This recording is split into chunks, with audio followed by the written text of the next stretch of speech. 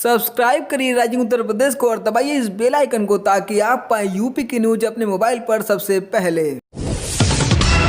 प्रदेश में बीते 24 घंटे में 7,735 नए संक्रमित मिले हैं, जबकि 17,668 लोग इसके संक्रमण से उबरे हैं। 24 घंटे में 172 लोगों की मौत भी हुई है। गुरुवार के मुकाबले शुक्रवार को नए संक्रमितों की संख्या में 1,010 की बढ़ोतरी हुई है, जबकि लंबे समय बाद मृतकों की संख्या 200 के नीचे आई है। प्रदेश में बीते 24 घंटे में सर्वाधिक नए संक्रमित 1,003 गाजियाबाद में मिले हैं, गोरखपुर में 892, मेरठ में 427 और लखनऊ में 268 नए केस मिले हैं। वाराणसी में बीते 24 घंटे में 15, लखनऊ में 12 और सहारनपुर में 11 लोगों की मौत हुई है। लखनऊ में अब भी 6,631 एक्टिव केस हैं, जबकि 2,341 लोगों ने दम तोड़ दिया है। पीएम मोदी ने कोरोना संकट को लेकर वाराणसी के डॉक्टर्स और हेल्थ वर्कर्स से बातचीत की। इस दौरान वे भावुक हो गए। बोले, इस वायरस ने हमारे कई अपनों को हमसे छीना है। मैं उन सभी लोगों को श्रद्धांजलि देता हूं, उनके परिजन के प्रति सांत्वना व्यक्त करता हूं। इस चर्चा के दौरान मोदी ने ब्लैक फंगस को नई चुनौती भी बताया। मोदी ने कहा, मैं काशी का सेवक होने के नाते हर एक काशी वासी को धन्यवाद देता हूं। विशेष रूप से हमारे डॉक्टर्स, नर्सेज और अन्य हेल्थ वर्कर्स ने जो काम किया है वो सराहनीय है। कोरोना की दूसरी लहर में हमें कई मोर्चों पर एक साथ लड़ना पड़ रहा है। कोरोना काल में अब ब्लैक फंगस के बढ़ते संक्रमण ने मुश्किलें बढ़ा दी हैं। ब्लैक फंगस के मरीजों का आंकड़ा 250 के पार हो गया है। प्रदेश में 33 से ज्यादा मरीजों की मौत हो चुकी है। लखनऊ के केजीएमयू में सबसे ज्यादा 96 मरीजों का इलाज चल रहा है। 6 मरीजों की बीते 24 घंटे में सर्जरी भी हुई है। हालांकि लखनऊ में पूरे प्रदेश से मरीज रेफर होकर आ रहे हैं। मुख्यमंत्री योगी आदित्यनाथ ने हरदोई, उन्नाव, सीतापुर और रायबरेली के जिलाधिकारियों को लखनऊ की तर्ज पर अपने जिलों के integrated command and control centre यानी ICCC को उच्चीकृत करने का निर्देश दिया है। अगले माह से कोरोना टीकाकरण के लक्ष्य को 3 गुना करने के लिए भी कहा है। कोरोना टीकाकरण के बारे में लोगों को जानकारी देने के लिए उन्होंने कॉल सेंटर स्थापित करने की हिदायत भी दी है। वैश्विक महामारी कोरोना वायरस ने विश्व में अनेक जगह का इतिहास ही बदल कर रख दिया है। भारत में भी लंबा लॉकडाउन चला तो उत्तर प्रदेश माध्यमिक शिक्षा परिषद यानी यूपी बोर्ड में तो इतिहास ही रच दिया गया। यहां पर 100 वर्ष के इतिहास में पहली बार हाई स्कूल में 100% छात्र छात्राएं पास हो रहे हैं। वर्ष 2020-21 के लिए हाई स्कूल में पंजीकृत सभी 29,94,000 छात्र छात्राओं को इस बार उन्नति मिलेगी। इससे पहले का सर्वाधिक सफलता का रिजल्ट प्रतिशत 87.66% तक रहा है।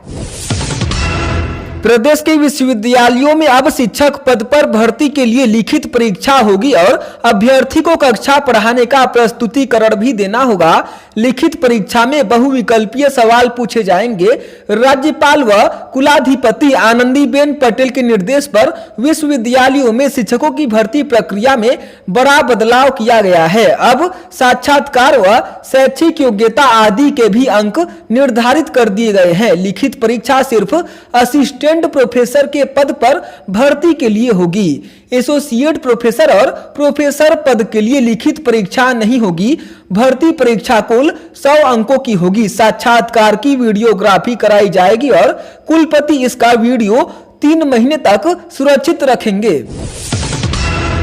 प्रदेश में हाल ही में हुए पंचायत चुनाव में नवनिर्वाचित ग्राम प्रधानों की शपथ आगामी 27-28 मई को कराने का प्रस्ताव शासन को प्रेषित किया गया है। ग्राम प्रधानों में व्याप्त असंतोष और कोरोना संक्रमण की व्यवस्था को अमली जामा पहनाने के उद्देश्य से योगी सरकार शपथ को लेकर गंभीर है। शपथ वर्चुअल कराने पर भी विचार किया जा रहा है। पंचायत चुनाव में नवनिर्वाचित हुए एक पखवाड़ा बीतने के बाद भी शपथ नहीं होने से ग्राम प्रधानों में आक्रोश है। मुख्यमंत्री योगी आदित्यनाथ को प्रेषित ज्ञापन में नवनिर्वाचित प्रधानों ने शपथ दिलाने और गत करीब 7 माह से प्रशासकों के हाथों कैद गांवों के विकास को मुक्त कराने की मांग की है। उन्होंने कहा कि शपथ न होने पर वे हाई कोर्ट जाएंगे। प्रदेश में कोरोना संक्रमण को काबू करने के लिए लगाए गए कोरोना कर्फ्यू के वजह से दिहाड़ी पर काम करने वाले श्रमिकों, पटरी व फेरी दुकानदारों को जीवन यापन में कठिनाई हो रही है। इस समस्या को देखते हुए मुख्यमंत्री योगी आदित्यनाथ ने ऐसे लोगों को 1000 रुपए भरण पोषण भत्ता देने का फैसला किया था। इसी क्रम में श्रम विभाग और नगर विकास विभाग ने लाभार्थियों का डेटा एकत्रित करने का कार्य भी कर लिया है। 1 करोड़ के करीब गरीबों और मजदूरों को भरण पोषण भत्ता दिया जाएगा।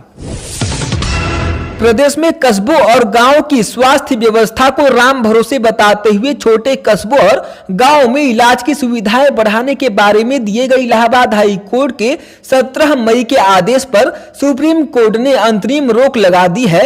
सुप्रीम कोर्ट ने कहा कि हाई कोर्ट को आदेश देते वक्त उसके अमल की संभावनाओं पर भी विचार करना चाहिए। ऐसे आदेश नहीं देने चाहिए जिन पर अमल संभव न हो। इलाहाबाद हाई कोर्ट ने तीखी टिप्पणी करते हुए इलाज के इंतजामों और टीकाकरण पर विस्तृत आदेश दिए थे, जिन पर अमल को मुश्किल बताते हुए योगी सरकार ने सुप्रीम कोर्ट में चुनौती दी थी।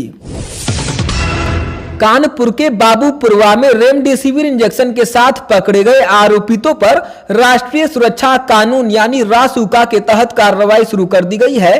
पुलिस की रिपोर्ट पर डीएम ने रासुका लगाए जाने को हरी झंडी दे दी है। फिलहाल 3 में से केवल 1 के खिलाफ रासुका के तहत कार्रवाई करने का फैसला लिया गया है। पुलिस पकड़े गए आरोपितों के खिलाफ चार्जशीट तैयार कर रही है।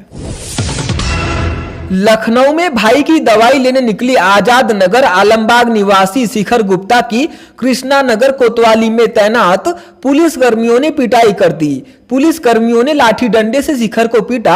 आरोप है कि शिखर की जेब में रखे 1620 रुपए भी छीन लिए। पुलिस कर्मियों की यह करतूत सीसीटीवी फुटेज में कैद हो गई है।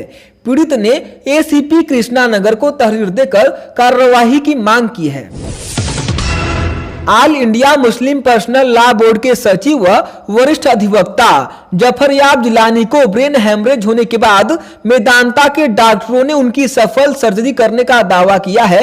वहीं कोरोना संक्रमित होने के बाद 9 मई को मेदांता अस्पताल में भर्ती कराए गए सपा के वरिष्ठ नेता आजम खां के स्वास्थ्य में भी सुधार आ रहा है। वाराणसी के रोहनिया थाना क्षेत्र के खनाव गांव में वर्षों से बंद पड़े रेड क्रॉस सोसाइटी अस्पताल परिसर के पिछले हिस्से में करीब 25 वर्षीय युवक का चेहरा और सिर कूंचकर हत्या किया शव बरामद हुआ है। घटना की जानकारी शाम को तब हुई जब गांव के लड़के रोज की तरह फुटबॉल खेलने पहुंचे। फुटबॉल पीछे चला गया तो लेने गए युवक ने खून से लथपथ शव देखकर पुलिस को सूचना दी। युवक के दाहिने तरफ का चेहरा ईंट से कूचकर हत्या किया गया है।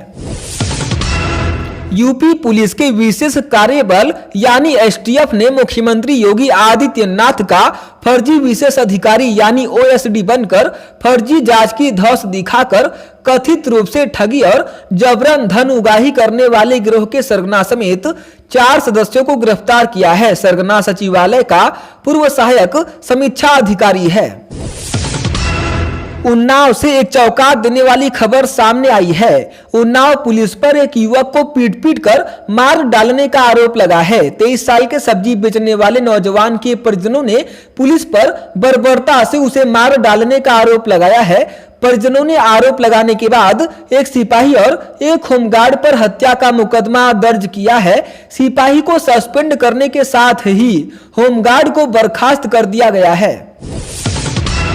योगी सरकार ने कोरोना संक्रमण की जांच और उपचार के लिए बेहतर चिकित्सा सुविधा उपलब्ध करवाने के लिए सीटी स्कैन जांच की दरें तय कर दी हैं।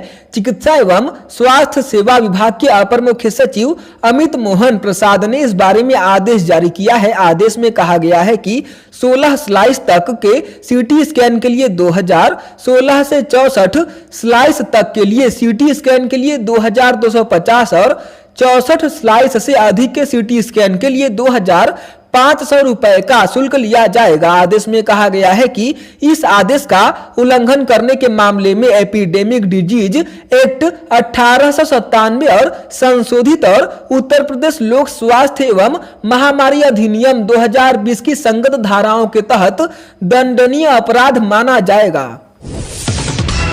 इलाहाबाद हाई कोर्ट ने बेसिक शिक्षा परिषद और योगी सरकार से ऐसे शिक्षकों का तबादला रद्द करने पर जवाब तलब किया है जिन्होंने अपने ऑनलाइन आवेदन में शहरी या ग्रामीण क्षेत्र में तैनाती भरने में गलती की थी। रीना उपाध्याय और अन्य की याचिकाओं पर सुनवाई कर रहे न्यायमूर्ति MC त्रिपाठी ने योगी सरकार को 10 जून तक इस मामले में जवाब दाखिल करने के लिए कहा है। उत्तर प्रदेश पुलिस भर्ती एवं प्रोन्नति बोर्ड की ओर से निकाली गई यूपी पुलिस में सब इंस्पेक्टर यानी SI की 9534 वैकेंसी के लिए आवेदन की अंतिम तिथि एक बार फिर बढ़ा दी गई है। UPPRPB ने अंतिम तिथि 16 दिन बढ़ाते हुए अब 15 जून 2021 तय की है।